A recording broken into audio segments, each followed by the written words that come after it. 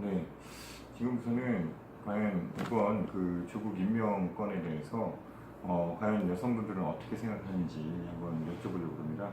그래서 우리 지금 제 옆에 계신 분은 우리 행동하는 자의 시민 행자시의 홍보국장을 맡고 계시는 우정혜 국장님이십니다. 우선 간단하게 우리 홍보국이 어떤 일을 하는지 좀 말씀해 주세요. 네, 저희 행동하는 자유시민의 홍보국은 저희 한 2,500명 되는 우리 회원분들과 긴밀하게 소통을 하기 위한 일을 하고 있습니다. 예를 들어서 전화를 돌려서 이제 저희가 어떤 일을 하고 있다는 걸 알려드린다든지 아니면은 홈페이지를 통해서 저희가 하고 있는 그런 활동들을 올리기도 합니다. 그리고 또 카페를 통해서 많은 글들이 올라오고 있는데 그걸 갖다 다 이렇게 일일이 다 보고 댓글을 단다든지 이런 일을 주로 하고 있습니다. 그리고 알림, 공지사항 이런 거 주로 하고 있습니다. 그렇군요. 네. 우리 행동하는 자의 시민은 사실 이제 정부 지원금이나 특정 기업체로부터 정말 한 푼도 안 받고 있습니다. 정말 뿔뿔이 시민단체를 좀 지향을 하고 있고 실제로 그렇게 하고 있어서 회원의 회비만으로 구성이 되고 있습니다. 운영이 되고 있고요. 사실은 이 회원님들의 정말 이 성원과 이 지지가 저희들을 이렇게 계속 움직이게 하는 그런 원동력이 되는 것 같아요. 그걸 또 연결고리를 우리 또 홍보국장님이 잘 해주고 계신 것 같습니다. 감사합니다. 네. 지금 저희들이 이제 좀 많이 궁금한 게 그거예요. 이 문재인 정권의 이제 주요 핵심 지지층 중에 하나가 이제 20대, 40대 여성분들이라고 합니다. 근데 20대, 40대 여성분들이 왜 문재인 대통령과 특히 이제 조국 후보자를, 이제 후보자도 아니죠, 법무부 장관인데 이게 지지를 하고 있는지 그 이유에 대해서 혹시 다른 사람이랑 얘기를 해본 분 있으시면은 어떻게들 생각을 하고 계신지 좀 알려주시면 감사하겠어요. 네, 보통 여성분들은 본인의 마음을 이렇게 분명하게 드러내지는 않습니다. 좀 둘러서 얘기하는 그런 경향도 있고 있기 때문에 특히 지금처럼 이렇게 좌파 정부가 엉망으로 지금 정치라든지 모든 걸 다 정치, 경제, 안보 모든 걸 다 망친 상황에서 더더욱 자기 표현을 잘 하지 않습니다. 하지만 제가 어제 본 그런 영상에서 제가 이거구나라고 깨달은 점이 있습니다. 일단 여성들은 남성들도 마찬가지겠지만 이제 외모 이런 거에서 포함도를 가질 수도 있습니다. 하지만은 이 여성들이 갖는 두 가지 특징이 있습니다. 하나는 사회적으로 약자라 그래야 되나요? 그러니까 다른 사람의 도움이 사실은 좀 필요한 상황입니다. 가사를 돌보고 아이를 돌보고 이런 일이 물론 굉장히 중요한 일이고 사회에 아주 기여도가 높은 일이지만 그 자체만으로 생존이 이루어지지 않습니다. 그렇기 때문에 여성들은 누군가로부터 도움을 받는 그런 그 경우가 많고 그거에 대해서 굉장히 민감합니다. 그래서 이 좌파가 주로 주장하는 것들이 뭐냐면 해줄게. 이거 해주면 복지해줄게. 이거 하면은 뭘 줄게라는 얘기를 하는데 사실 그거가 여성들의 생존에 사실 굉장히 밀접한 관계가 되는 얘기들입니다. 그래서 여성들은 나이가 들면 들수록 더더욱 사실은 더 불안감을 느끼는 거죠. 경제적인 문제에 있어서. 그래서 여성들은 그런 좌파의 그런 선동이죠. 소위 말해서 자기 돈으로 주는 것도 아니고 세금으로 사실 주는 그런 것들이면서 결국 세금 낼 사람이 없으면 결국 자원이 다 고갈되는 것임에도 불구하고 당장 내가 불안해하는 것 갖다가 해결해 준다는 그런 말에 선동을 당하기 쉽다는 그런 연구 결과가 있다고 합니다. 또 하나 있습니다. 30, 40대 여성들이 가장 집중하는 것이 무엇이겠습니까? 교육입니다. 애들 교육, 아이들, 자녀 교육. 그렇죠. 예. 자녀 교육입니다. 그랬을 때 지금 이건 좀 다른 문제죠. 그러니까 그 문재인 정권에 대해서 어찌 보면 좀 이렇게 반발을 할 수 있는 그런 요인이 될 수 있는 건데요. 이게 지금 사실은 초등학교 때부터 전쟁이지만 이 고등학교 때 들어가서 보면은 굉장히 굉장히 이 입시 시스템이 수시로 거의 다 전환이 됐죠. 한 70%, 80%라는 얘기가 있는데 네네네. 그런데 수시로 가는 방법이 굉장히 복잡할 뿐 아니라 이거가 이제 방향을 한번 딱 잡으면 고등학교 1학년 때 나의 꿈이 뭡니다 라고 하면 그거에 맞춰서 그런 무슨 모든 것이 다 거기에 맞춰서 이렇게 가야 된다는 거예요. 그래서 도중에 방향이 하나 바뀌었어요. 내가 저 외교관 되고 싶어요 라고 1학년 때 생각을 했다가 고등학생들은 다 그렇거든요. 2학년 되면 저 의사가 되고 싶어요 라고 말할 수도 있고 저는 뭐 과학자가 되고 싶어요 라고 말할 수가 있는데 그렇게 되면 여태까지 그 쌓았던 그런 커리어 같은 거 무슨 자원봉사라든지 무슨 모든 활동들이 전부 다 물거품이 돼버린다는 겁니다. 그래갖고 그거에 맞춰갖고 2학년 때 새로 모든 걸 다시 시작해야 되기 때문에 이게 굉장히 불리한 처지가 된다는 거죠. 그래서 지금 조국의 그런 딸 조민 양이라고 말해야 되나요? 조민 양이 시험 한 번 안 보고 그다음에 막 온갖 학교를 이렇게 좋은 학교를 다 이렇게 진짜 점프하듯이 이렇게 혜택을 받은 거죠. 그렇게 시험 한 번 안 보고 면접도 뭐 제대로 됐는지 모르겠지만 무슨 얼마나 공부를 했는지 모르지만 뭐 2주 인턴을 해서 무슨 유수한 논문의 제일 저자가 된다든지 이런 것들을 보면서 굉장히 무력감을 느낀다는 거죠.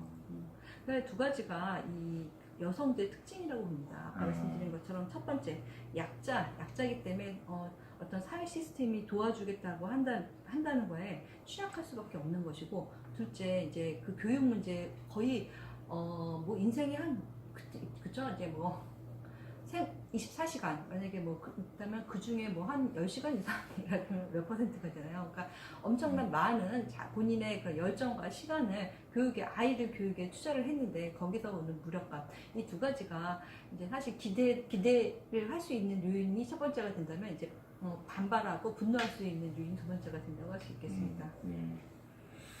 네, 그렇습니다. 지금 말씀하신 것처럼 결국 우리나라 가계는 특히 이제 부부간에 있어서의 그 역할 분담이 제대로 이루어지지 않는 경우에 있어서 아직은 양육 문제는 이제 부인이 여자분이 많이 담당을 하고 있고 또 가게에 있어서도 이 집안에서의 어떤 여러 가지 실제 이제 돈을 버는 거는 이제 남편분이 많이 하시지만 또 그거를 이제 관리하고 이런 것들은 또 여성분이 하다 보니까 그 향후에 있어서의 이런 그 가계 문제와 관련된 이런 불안감 또 특히 이제 또 남편이 또 요새처럼 굉장히 어려운 상황에서 그렇죠. 이렇게 또 취업이라도 이제 뭐 예를 들어서 퇴직이라도 한다든지 지금 하고 있는 사업이 잘 안 된다든지 했을 때 그 불안감을 정부가 이제 커플리즘이라고 할 수 있는데 그걸 복지로 이제 메꿔주니까 그 부분에서 지지를 하고 또 한편 또 직장 여성이라면 또 자기가 더 이렇게 올라갈 수 있는데 그 부분에 대해서도 또 여성 친화적인 어떤 그렇죠. 정책들이 네, 그 사람들에게 조금 더 이제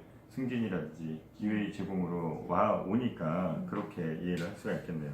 네. 또 반면에 이제 교육이라고 하는 부분에서는 말씀하신 것처럼 더 분노하게 되는 게 그렇죠. 교민양의 그런 어떤 입시 부정 이런 것들이 하나의 거대한 비리로 여겨지고 그것이 이제 무력감과 좌절 분노로 결국은 이렇게 됐겠네요. 제가 네. 잘 이해했습니다. 그래서 요새 제가 이해하고 있기로는 그래서 많은 20, 40대 여성들이 방금 말씀하셨던 것처럼 이런 교육 문제라든지 이런 부분에 대해서 크게 무력감과 분노로 지지를 철회하고 있고 지금 맘카페에서도 상당수의 사람들이 이제 조금씩 이렇게 분위기가 바뀐다라고 하고 있는데 그렇다면 이분들이 지지를 철회하고 이렇게 됐을 때 과연 우리 20, 40대 여성들이 과연 앞으로는 어떤 행동을 취할까요? 그냥 지지 철회로 끝날 것 같으신가요? 아니면 이런 부분에 대해서 적극적으로 목소리를 낼 거라고 생각하시나요? 그건 사실은 예측하기가 참 난해합니다. 왜냐하면 뭐 남성들도 마찬가지라고 봅니다. 그러니까 지지를 철회하고 이쪽이 나빠요. 그리고 이제 좌파가 이제 나빠요. 처음에 이제 우파가 나빠요. 그래서 이제 좌파로 갔어요. 좌파가 나빠요. 그래서 다시 돌아올 우파는 이들의 그런 분노라든지 이들의 니즈라 그러죠. 그런 이렇게 본인들의 어떤 피로를 충족시켜주고 있느냐라고 했었을 때 그럴 준비가 안 돼 있다는 거죠. 그래서 아직은 그러면 우파가 그거를 받아들일 만한 그렇죠. 충분한 대안이 되지 못했고 있었다 이런 거군요. 그렇습니다. 네, 맞습니다. 그거를 좀 더 준비를 해야 되겠네요. 네, 맞습니다. 네. 자, 그럼 마지막으로 하나만 더 여쭙고 마무리하도록 할게요. 네네. 네, 그래서 이제 앞으로 이제 그 과거에 이제 박근혜 대통령 때는 그 촛불로 이제 탄핵까지 이뤄냈는데 그렇다면 이 촛불이라고 하는 것만큼 연약하고 헛불면 꺼질 만큼 그렇게 미약한 존재잖아요. 그런데 결국은 그게 모여가지고 결국은 거대한 새로운 어떤 힘을 만들어냈는데 이런 촛불과 같은 것들이 만약에 이루어진다고 그러면 뭐 많은 그 여성분들은 그런 것들을 어떻게 볼까요? 지금과 같은 이런 상황에서 조국의 법무부 장관 임명에 대해서 이분들은 어떻게 생각할까요? 제가 사실은 뭐 저희 아이의 그 학교 어머니라든지 아니면 제가 뭐 다니는 종교 활동 그러니까 뭐 거기서 단체라든지 그런 데서 이렇게 만나는 분들은 사실은 본인의 그런 의사를 표현하기 굉장히 꺼려하시는 걸 좀 제가 많이 느낍니다. 그 전에 이제 박근혜 대통령 탄핵할 때는 굉장히 적극적으로 박근혜 대통령 어떤 일을 잘못했다라고 하는 걸 갖다가 이제 막 여성들의 그 독특한 수다라는 거 있잖아요. 수다 문화를 통해서 굉장히 그러니까 적극적으로 표현하셨던 분들이 지금은 거의 뭐 침묵 상태입니다. 물어보는 것 자체를 갖다가 꺼려하시고, 예, 그렇죠. 그리고 대답 주체하기도 사실 힘들어하는 그런 분위기입니다. 그것만으로도 솔직히 마음속에서 이 문재인 정부에 대한 이런 절망감, 그 배신감 이런 거를 이제 사실은 느끼지만 이제 표현하지 못하고 있는 거죠. 무서워서 그런가요? 아니죠. 이유배반적인 거죠. 본인이 문재인 대통령을 이렇게 지지를 엄청 많이 하셨어요. 왜냐면 그분들의 그런 어찌 보면 약자적인 입장을 대변한다고 느꼈기 때문에 이 사람은 우리 마음을 알아줄 거라고 하는 그런 믿음과 지지를 보냈는데 이제 그러면서 어떤 일이 있었겠습니까? 네, 다른 뭐 우파인 분들, 친척분들 이런 분들이랑 거의 척을 지다시피 하고 있는데 이제 다시 내가 틀렸어요라고 말하는데 쉽지가 않은 거죠. 네, 굉장히 사실 안타까운 일입니다. 우리 모두 속은 거잖아요. 우리가 문재인이 저렇게 귀를 박근혜 대통령보다 더 불통이고 귀를 막고 진짜 우리 입을 막고 뭐 이렇게 정말 독재적인 스타일로 나갈 거라고는 아무도 예측을 못했다고 아무도는 아니겠죠. 대부분 그걸 알고서 지지했다고는 보지 않습니다. 하지만 이제 다시 뭐 그 문재인 자기 군인들이 지지했던 그런 문재인에게 다시 뭐 이렇게 똑같은 방법으로 촛불로 막 나서기에는 사실은 아직까지는 굉장히 주저하는 그런 상황이라고 봅니다. 충분히 사실 이해가 가는 상황입니다. 그럼 이래야 되겠네요. 오늘 썸네일은 이렇게 해야 되겠습니다. 20, 40대 여성분들이요. 그대들은 속았다. 그게 그렇죠. 속았기 때문에 그대들의 잘못이 아니다. 아니죠. 네. 네. 그렇게 해야 되겠네요. 네, 맞습니다. 네. 그거에 좋겠습니다. 지금 우리들이 아우를 수 있는 건 당신들 속았습니다. 이해합니다. 그럴 수 있습니다. 우리들도 다 속았습니다. 네. 당신들 잘못이 아니다라는 걸 우리가 알려주고 이해해서 함께 할 수 있는 그런 방안을 찾아야 되겠네요. 맞습니다. 너무 감사합니다. 오늘 이렇게 역시 홍보국장님이고 또 많은 분들과 대화를 많이 하셔서 그런지 그 보시는 여성분들의 생각을 잘 읽어주신 것 같아요. 감사합니다. 너무 감사드리고요. 네. 앞으로 기회 되면 가끔 나와주시기 바랍니다. 감사합니다. 네, 감사합니다. 네.